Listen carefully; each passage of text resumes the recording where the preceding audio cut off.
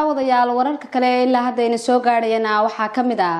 wakaalada biyaha magaalada Burco ayaa maalmihii u dambeeyay waday dadaalo ay biyaha ku gaarsiinayso dadka barakacayaasha iyo sidoo kale xaafadaha kala duwan ee magaalada Burco waxaana wakaalada biyaha ee Burco kaalin muuqata ay ka qaadatay biyo gelinta tan iyo markii loo magacaabay Maareeye Cabdixakiin Maxamed Maxamuud dadweynaha kala duwan ee kaamamka barakacayaasha ee magaalada Burco ayaa amaan iyo bogaadin u soo jeediyay wakaalada biyaha ee Burco oo kaalin muuqata ka qaadatay biyo gelinta barakacayaasha iyo sidoo kale xaafadaha kala duwan ee magaalada Burco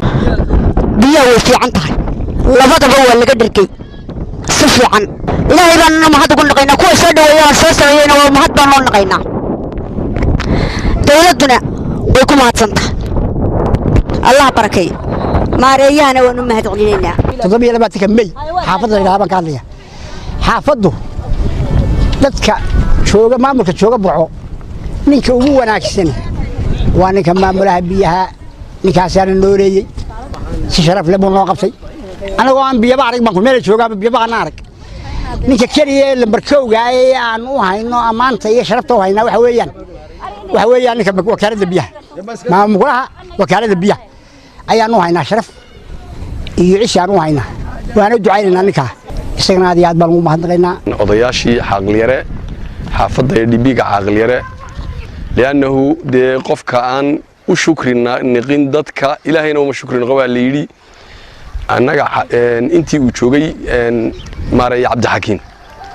بيان هلاي مركي هراي يدو بويدو نوقف داميان حافظوا أي بيب كنوا جوشري لكن بويدو نور داميان أيا ريج نوكيي ريجي وأنا قاسوا كبر واقيسن هاي حافظوا بيها هذا توش بيكون ميرانيسا وحي هالشيء بيه متوفرة أو آد حقلي biyo ballaarin buu noo sameeyay inta soo 100 mitir oo biyo ballaarina oo noo geliyay xanaanadii iyo iskuulka aagiisii iyo kordhin uu noogu sameeyay marka wakaalada biyaha de waxaan u fahmayaa anigu kolley